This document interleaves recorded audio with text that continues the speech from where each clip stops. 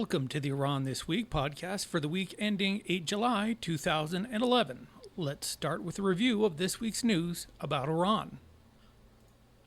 On 5 July, Tehran Bureau reported that Major General Mohammad Ali Jafari, the top commander of the Iranian Revolutionary Guard Corps, said that part of the Guard's strategy for responding to any military attacks on Iran is blocking the Strait of Hormuz. He also said that the Corps is not limiting itself to defending the country's territorial waters, and it has a strategy to confront Iran's enemies in international waters.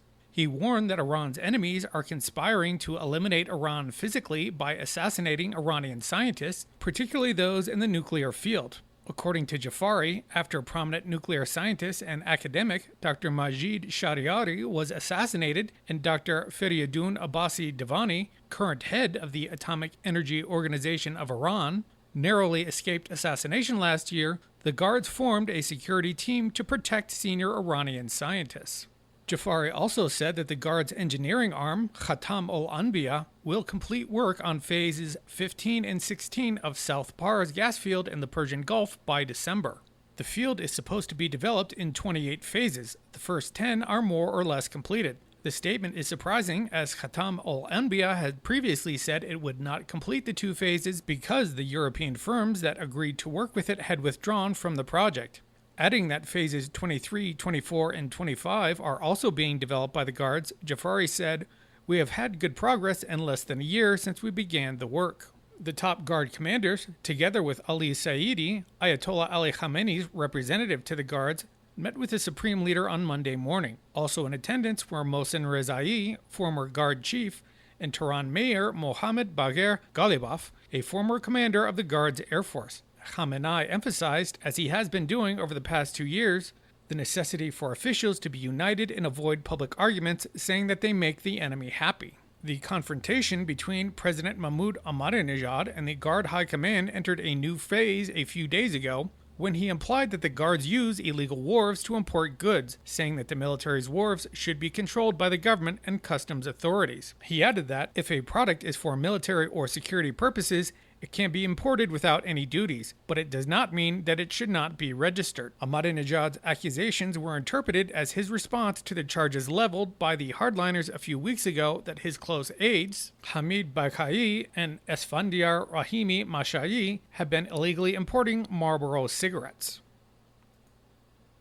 On 6 July, the Financial Times reported that Pakistan is to become a key buyer of Iranian natural gas at a time when relations with Washington are at their most strained in recent years. Work on extending the Iran-Pakistan gas pipeline will begin in the next 6 months and is set to be complete by 2014, according to Asim Hussain, Pakistan's natural resources minister. Some 1,100 kilometers of the 2,700-kilometer pipeline have been completed on the Iranian side of the border, stretching from the South Pars field to the frontier with Pakistan. The energy crisis in Pakistan has given way to a gas shortfall of 2.5 billion cubic feet. But Iranian sources predict that the pipeline will be able to deliver more than 740 million cubic feet of gas per year. If so, this will make up 30% of Pakistan's current gas deficit. The Iran-Pakistan pipeline was originally conceived as a trilateral design that would extend to India, leading it to be dubbed the Peace Pipeline. But India withdrew from negotiations last year in the wake of U.S. opposition to the plans. The Iranian gas and oil sector has long been the target of international sanctions that seek to limit the possible development of nuclear technology and isolate the country's economy. But the pipeline will not contravene any specific restriction. India's reluctance to pay transit fees to Pakistan also led New Delhi to withdraw from negotiations. Supply from the pipeline will be used to help remedy chronic power shortages. Those cost Pakistan 2% of its annual GDP and damage 25,000 industrial enterprises. The country's own oil and gas supplies are forecast to be exhausted by 2025 and 2030, respectively. Despite American reservations, Pakistan seems determined to continue cordial relations with Iran. President Asif Ali Zardari visited Tehran last month to join three-way talks with his Iranian and Afghan counterparts, Mahmoud Ahmadinejad and Hamid Karzai. These negotiations focused on closer cooperation on issues ranging from tackling terrorism to narcotics trafficking. On 6 July, Reuters reported that Western intelligence circles believe the foreign military intervention in Libya has led to a secret alliance between Iran and Libyan leader Muammar Gaddafi's regime, the French newspaper Le Monde reported on Tuesday. The report said that last month, Iranian Supreme Leader Ali Khamenei instructed the Al-Quds force of the Iranian Revolutionary Guards to provide military assistance to Gaddafi. The instructions included the transfer of arms, including missiles and grenade launchers, to be used against Libyan opposition forces, the report said.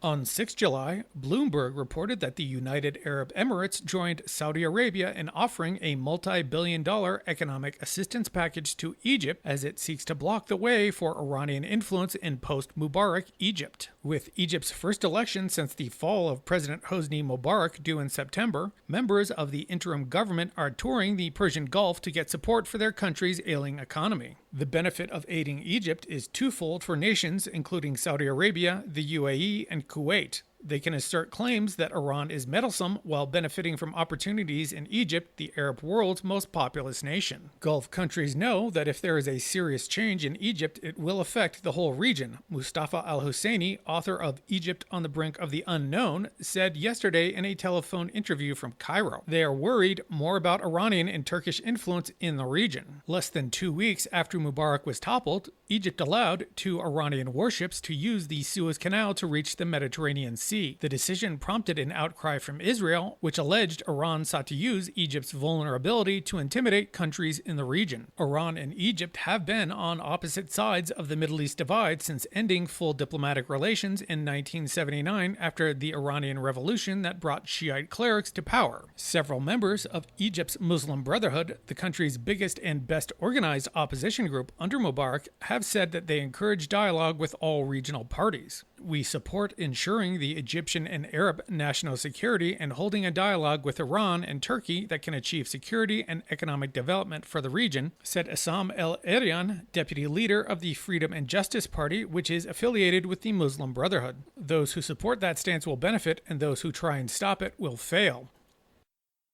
On 6 July, The National reported that tightening global sanctions against Iran are threatening the UAE's links with one of the biggest export markets and risk choking its economic growth. This is a serious issue. Any negative impact on trade will have an impact on the economy of Dubai, said Mohammed Lahuel, the chief economist of the Dubai Department of Economic Development. Iran is the UAE's 4th biggest trading partner, with $10.4 billion of goods exchanged last year. It is the 2nd largest trading partner for Dubai, the UAE's base for non-oil exports. Morteza Masoomzadeh, the managing director of Jumbo Line shipping agency based in Dubai, is one of many businessmen in the emirate who is feeling the impact of sanctions on their business. All banks are hesitating to get involved with financing business with Iran, even with machinery, furniture, and timber, he said. Iran accounts for about half his company's overall shipment volumes. No question, trade has been hit badly due to sanctions, particularly due to banking restrictions. Jumbo Line's business is down by 20% over the past year. For years, dhows, laden with everything from cars to clothes bound for Iran, have left the Emirates Creek. Dubai's position as a regional trading center and Tehran's frosty relations with the rest of the world meant the emirate benefited from servicing demand for global goods from its near neighbor. But that relationship may now be at risk. Global sanctions against Iran have increased in the past year in response to its rejection of demands to suspend uranium enrichment. The IMF has warned that losses from disruptions to trade links caused by the sanctions could reach 0.2 to 0.7% of the UAE's annual GDP. Reduction in the availability of trade finance and payment schemes would be the main channel through which the sanctions could affect trade, it said in a report released in May. Dubai's proximity to Iran, however, and Iran's need to upgrade infrastructure means it will continue to be an important trading partner of Dubai, said Mr. Lawel. UN Security Council sanctions, agreed upon a year ago, focus on restricting financing and military goods and limiting letters of credit for shipments to the country. In the latest action, the U.S. Treasury said last month it had blacklisted Tidewater Middle East, a major Iranian port operator and the country's national airline, Iran Air. The Dubai-based Balaji shipping line shipments to Iran have fallen back close to zero in the past year, We have to go where the customers are, and it's becoming more difficult to get financing as banking channels don't accept trade with Iran, said Lawrence Fernandez Palagi's vice president. One of the barriers to the company's trade is that U.S. companies leasing most of the containers have banned them from being taken to Iran. The export credit insurance company of the Emirates, the UAE's main credit export agency, does not offer credit to Iran. Because of the strengthening of sanctions, we have been forced to neglect the market, said Schuler de Souza, the chief commercial officer of the agency.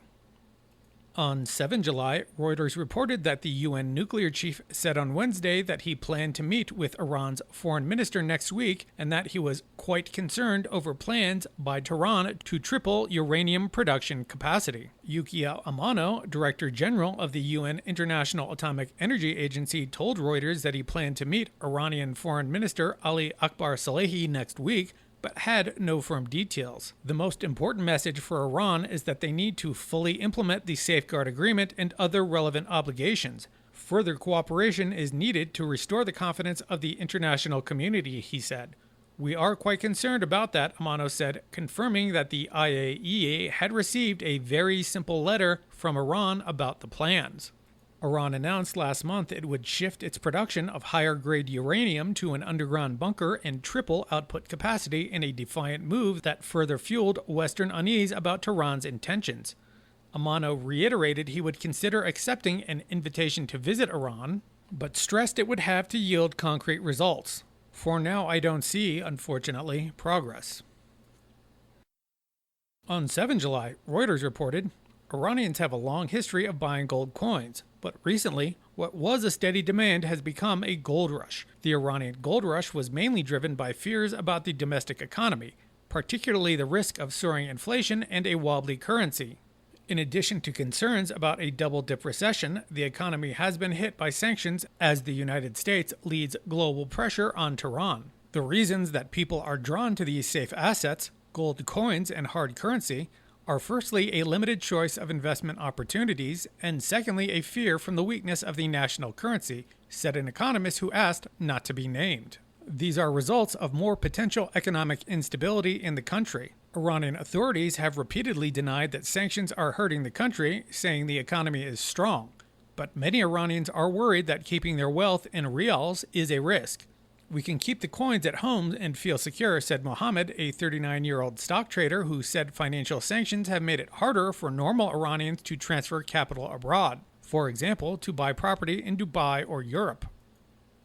In the current situation, there are people who can move their capital and invest in other countries, but we as ordinary people have no choice but to invest in gold coins, he said. Saving rials is also less attractive than a few months ago after the government reduced the level of interest banks could pay on savings. Returns were slashed in April from a range of 26 to 28% to 14 to 17%, below what many Iranians believe to be the actual inflation rate.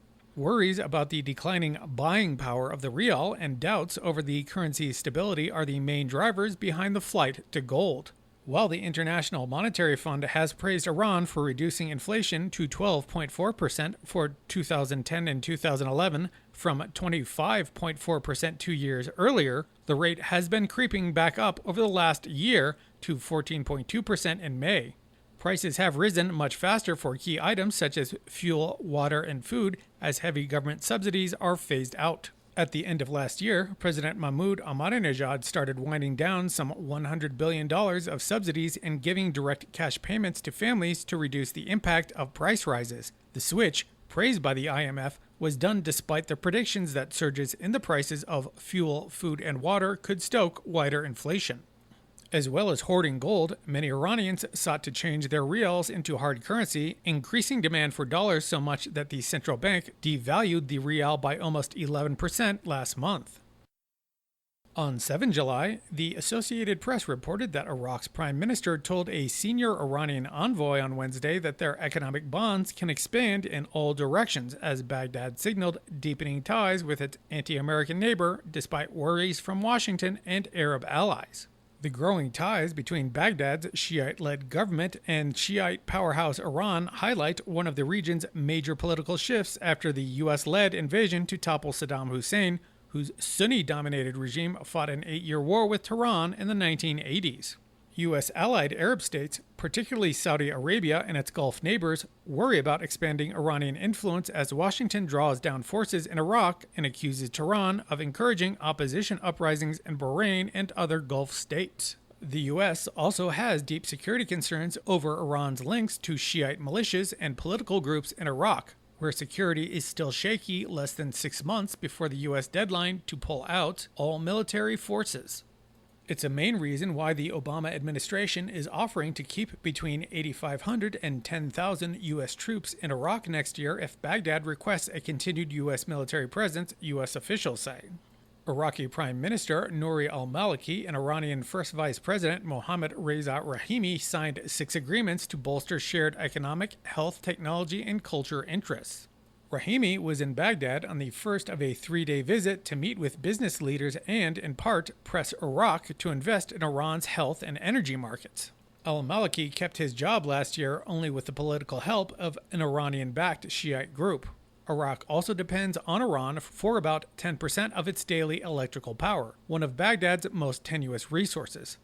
When air conditioning outages push public tempers to the boiling point during Iraq's searing summer months, the result is often anti-government riots and political unrest. U.S. officials say Iran clearly wants the American military to leave Iraq and point to the recent spike in attacks against U.S. soldiers. 15 U.S. troops died in Iraq in June, the deadliest month for the military here in 2 years. Nearly all were killed by Shiite militias that are supplied and trained by Iran. Al-Maliki said, "All sectors are open to the Iranian companies," and said Tehran has offered to rebuild Iraq's electricity infrastructure. He also promised to ensure Iranian pilgrims have smooth passage into Iraq to visit religious shrines by providing tourist visas and building hotels and restaurants. After all these years of negative and tense relations, we are now witnessing the relations are back to normal, Al-Maliki said at a news conference. This shows the true, sincere desire by the two countries to solve all the problems. And that concludes the news roundup for this week. Please send any feedback on those stories to Iran This Week, all one word, at artkeller.com.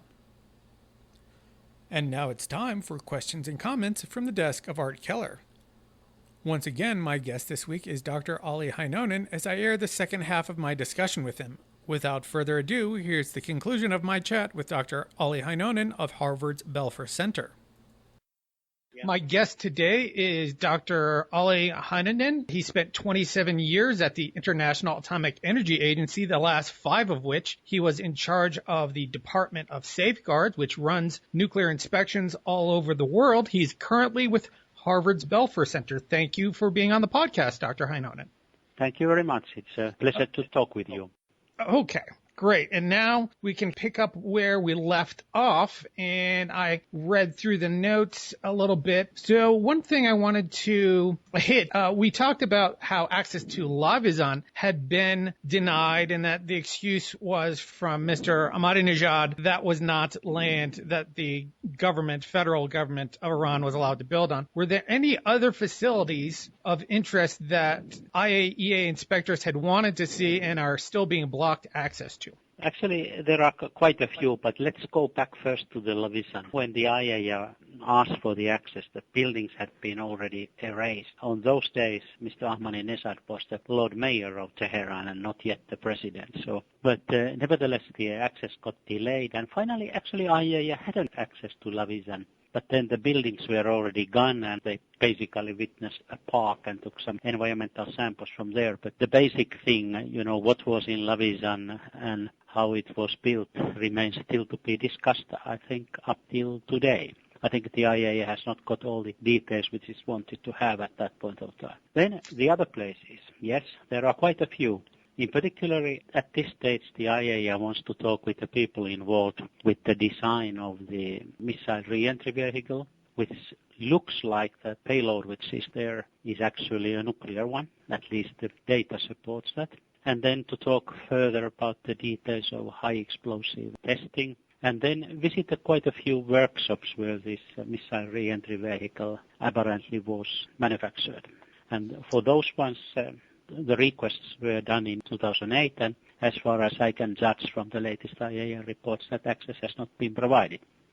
You mentioned one of the next things I wanted to talk about. You mentioned in connection with Lavizan, environmental sampling. One of the things I've been told recently is that in the case of Lavizan, not only were the buildings were gone, I believe that the topsoil underneath the buildings was also bulldozed off, which would, of course, made it nearly impossible to get any kind of environmental sample. Could you tell me a little bit more about environmental sampling and what are the implications of the IAEA inspectors no longer being able to use that tool in Iran? Well, they can use the tool still, but it will not bring any results in Lavizan because of this landscaping effort which has taken place. I think it's a mission impossible.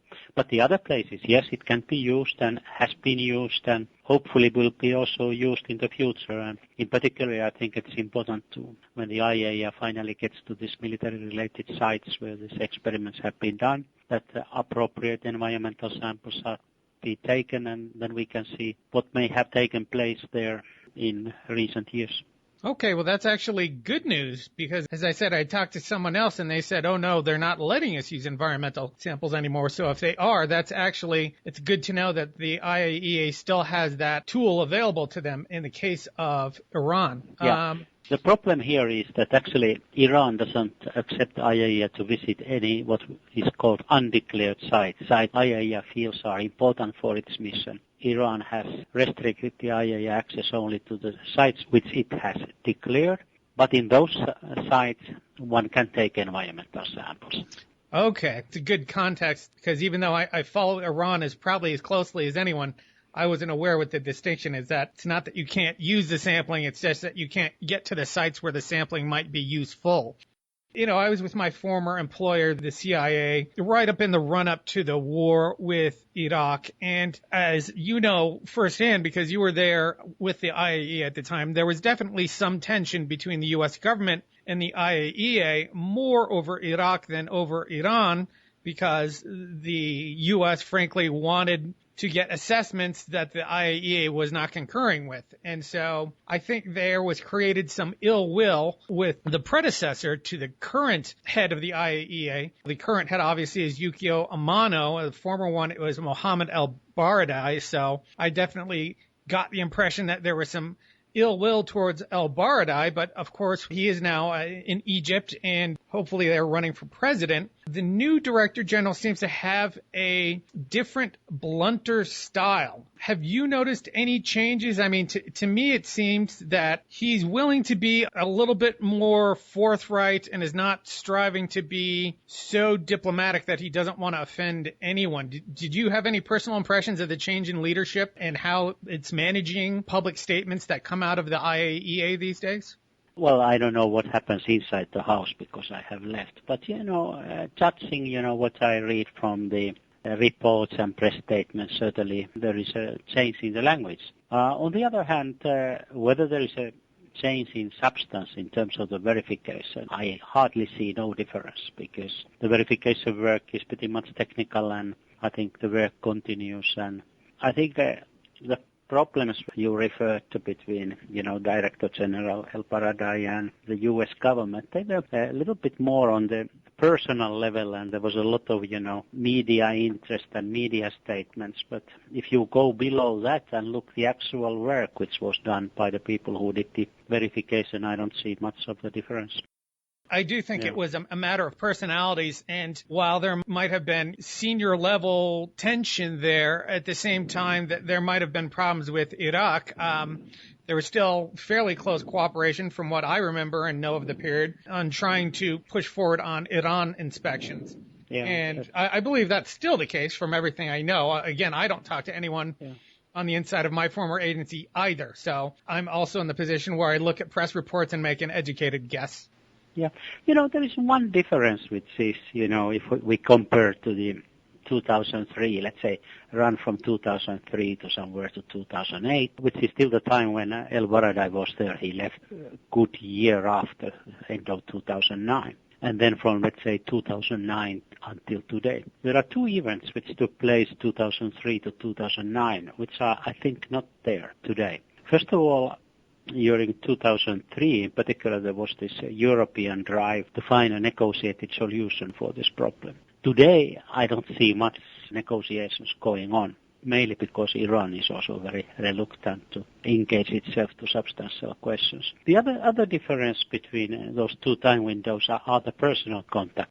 At that point of time, 2003, 2004, 2005 in particular, during that period, so the IAEA Secretariat was in a continuous contact with all parts of the Iranian government and all levels, and including also the parliament, which plays there a bigger role perhaps than somewhere else. Today, I don't see those connections. I don't know whether it's a good or bad. We will see it with the time, but it's a very different setup now when we look how the things are being done. Because at the end of the day, when you come to the solution, you need to get to the table and talk what to do and how to do. And I have not seen really much of this high-level contacts with Iranians in the last 2 years.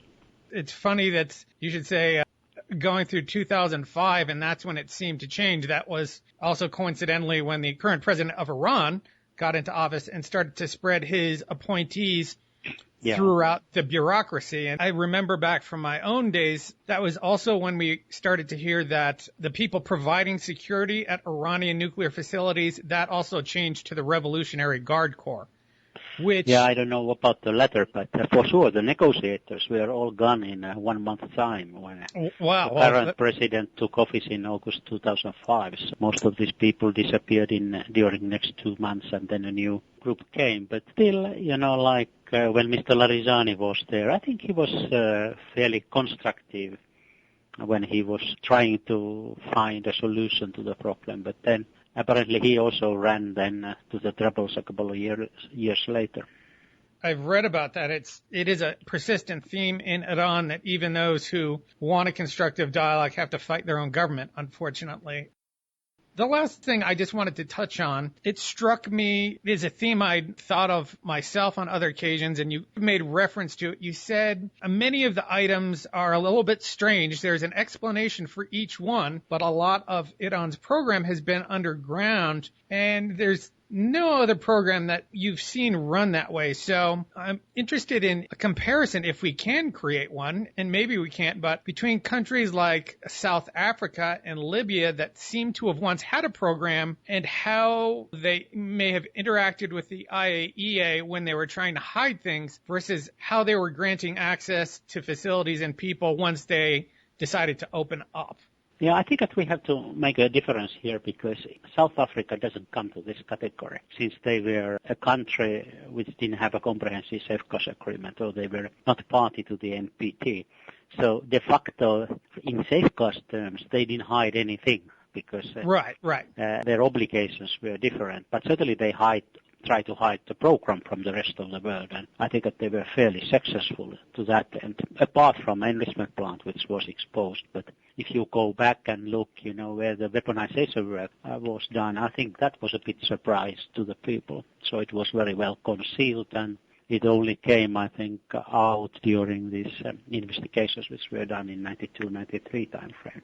Then Libya, yes, that's where Libya was really kind of, from the very beginning, hiding things from the IAEA. But again, we have to keep in mind that there's a big difference between Libya and Iran, not in the terms of ultimate goal perhaps to have enrichment, but when the Libyan program was exposed, actually it was just in the verge of getting big. Until that point of time, they had tried during 1980s and 1990s to get to the enrichment, but the big deal was then only concluded in 1995, and then it got exposed during 2003, and at the delivery of those equipment which were confiscated from PPC China in October 2003. So there was not so much material and activities in Libya before. It was just a kind of program which was about to expand, while in Iran it went for a couple of decades, and it was distributed also to many other areas. There were activities related to uranium conversion, which were hidden uranium metal, laser enrichment, then also gas ultracentrifuge enrichment and natanz and all this. So the Iranian program was in a way much wider, and it was well distributed over the period of time and over the location. So I think that's a big difference, again, if we compare it to Libya. I think there was some speculation internal to the government at the time. If one of the reasons they were willing to do it is because despite buying many of the raw materials and components for centrifuge enrichment from the AQ-Con network, that they really didn't have the technical base to know how to operate, to stand those up and run them within Libya itself. And that it would be a matter of some decades, as you know, Iran has invested decades in getting the technical know-how and expertise to be able to operate that stuff on their own. And so they may have had the materials, but in a practical matter, they didn't necessarily really have a great chance to go forward and build something without a great deal of outside technical expertise. Yeah, we don't know what was the ultimate plan of Libya here, because this thing got luckily stopped at an early stage. But I think that, you know, if they had gone over this first hurdle, they probably would have recruited foreigners to work there. Because if you go to the fine details of the Libyan program, they actually had foreigners there working in early 80s. In this program. They were not overly successful because maybe they didn't get the best people. Mm-hmm. But when we go to the second phase from 1995 onwards, these people, they could have been able to set it up. But you are right, you know, it would have taken some time. We can always speculate where would they be today if they had been not stopped. Yeah. Let me ask one quick question. Was there anything that you think people should know about dealing with Iran or their program that you feel doesn't receive adequate coverage in the press and that you feel is worth saying again? You know, I think that one has to look at this in a little bit bigger picture. You know, very often people concentrate on small details, you know, how many centrifuges, how much uranium is produced there. But you have to look at also kind of continuous behavior or pattern of behavior. And these small pieces, as we talked earlier, you know, there's no nuclear program which is like that. So this is like in this old story of for the children. I think that we have to decide whether the emperor is naked or not. And I think that this emperor might not be naked. It's looking for something, and you know, I think that we should take it seriously before it goes too far, because once these things get too far, they will be, and you know it from your own experience, it's more and more difficult to stop. It's already difficult to stop now because of all the other things involved. I thank you very much for your time and your willingness to share expertise. Thank you very much indeed. I'd like to thank Dr. Heinonen for sharing his time and expertise. That concludes the podcast for the week ending 8 July 2011. Please send any questions or comments on the podcast to IranThisWeek@artkeller.com. Listeners should be aware they can also download the podcast via iTunes. Until next week, goodbye and Khoda Hafez.